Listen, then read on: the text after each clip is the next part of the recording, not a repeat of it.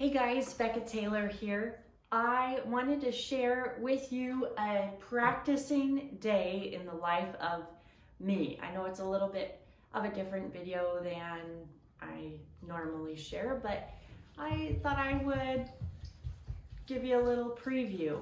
It's a busy time of the year, Christmas, everyone likes to do their concerts and recitals, and accompanying is pretty busy. So first thing, probably the biggest one I'm working on right now is a concert with the Boise choruses. I play for Boise Women's Chorus and Boise Gay Men's Chorus. And we are doing a winter recital, winter concert. This is what I'm working on. It's a blast. I really like playing it. There are some challenging pieces. And I will say my favorite one, I thought I'd give you just a little bit of a preview. My favorite one is Have Yourself a Merry Little Christmas. It's my favorite because I just love the piano part to it. It's jazzy, and here's a snippet.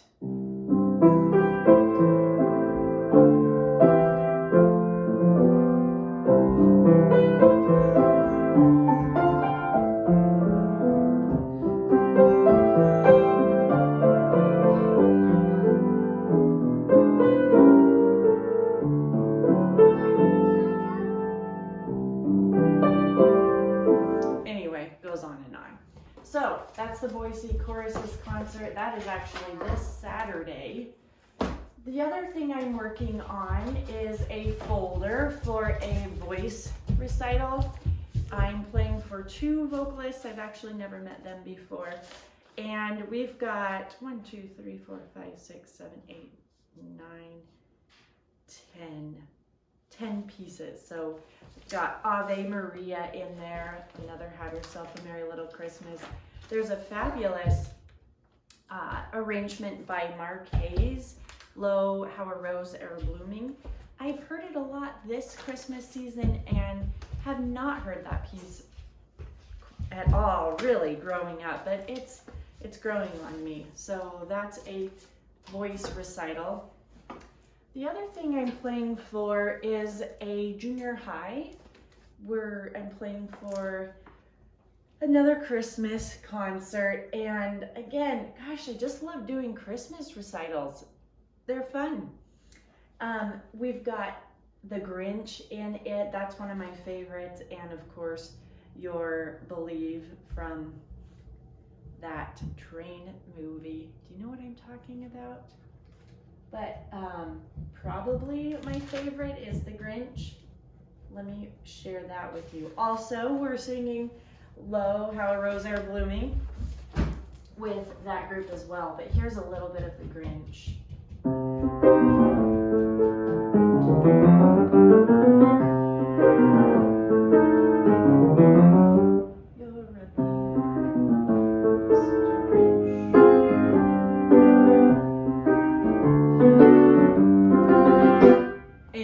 It goes on like that.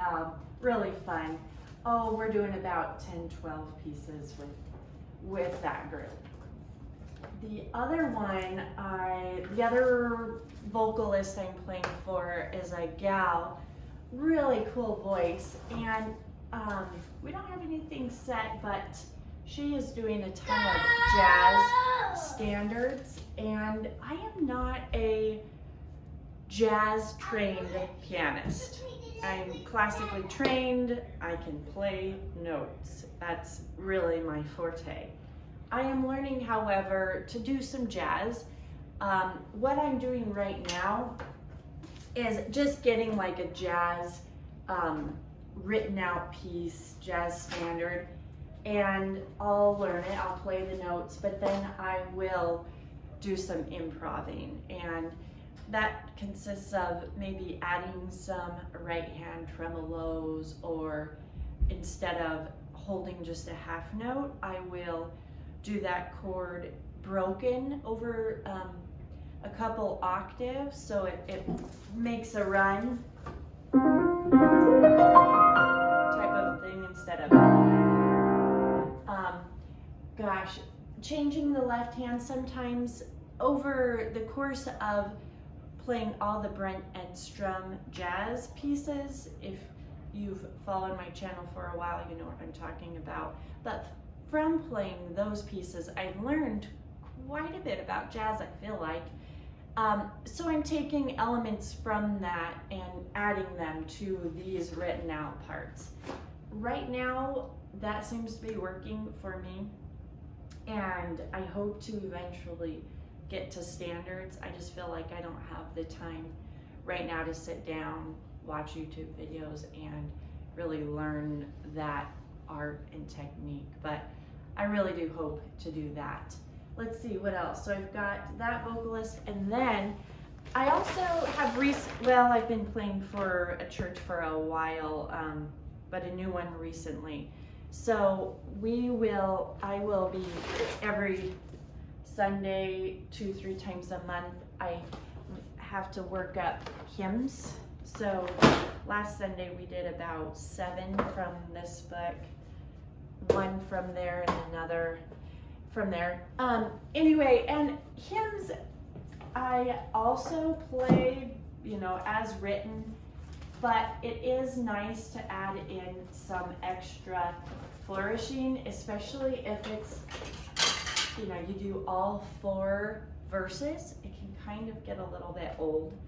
So I am learning yet again, and I'm not a professional at improv, and I'm fairly new to the church world as far as these hymns go, but I'm learning. So we've been doing a lot of Christmas.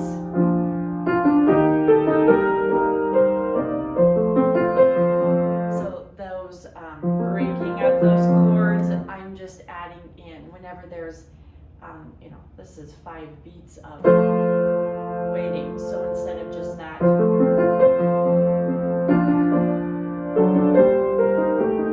and I'll add in some 8th notes. What is just written is this. And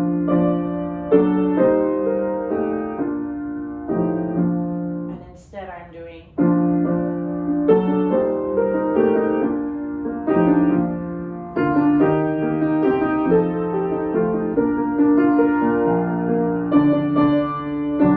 some extra notes, make it sound a little more flowing and filled in. And if I can, I'll try and do a little bit different each time. Another thing you can do is play up an octave, like on a certain section. If it Peace on Earth, maybe make it a little bit softer, play up an octave. So anyway, those are just some things I'm learning. I'm sure some of you listeners are probably way more skilled at doing this than I am. Feel free to add your hints, tips in the comments. I'd love to hear them. The other thing I am working on, one last thing I do believe, is my violin friend and I, Rachel, we've been playing together since 2020. I've never put any of our stuff on here, hope to soon, but we are playing this entire book, hopefully, for her grandma's nursing home, a party. I'm really excited about it. And this is a really fun book, the Piano Guys Christmas Together album. As a piano book alone, it doesn't carry the melody. So just for you pianists out there, it definitely works best cello piano or violin piano. But it has some gorgeous arrangements, and it does have a couple solo piano only arrangements. I think the only one I'm off the top of my head I know of is this I Saw 3 Ships, which is gorgeous. Go listen to John Schmidt play it, and I'm sure you'll really enjoy it. So doing that book as well. Last, and I'll try and not make this too long, I definitely do not play all of this music every single day. I do not have time for that. I will pick a certain book. So say it's the junior high choir, I'll make sure I go through that. I definitely don't play every single song or every part. I know the easy parts, skip through those. find my difficult parts and play through those 2-3 pages a few times. Maybe there's a hard measure with the run, I'll go through that a few times, but I'm trying to be as efficient as possible with my time. And then there, you know, maybe 2, 3, 4 days before, I'll make sure I run it every single note all the way through, that I'm good with that. I did that at the very beginning to know what are the easy and what are the hard parts. But then besides that, I really go over parts and sections. And for the most part, I take that method through any of these books and practice the hard parts. So that's a day in the life of Becca right now. Hope you enjoyed this video. Hope to see you next time.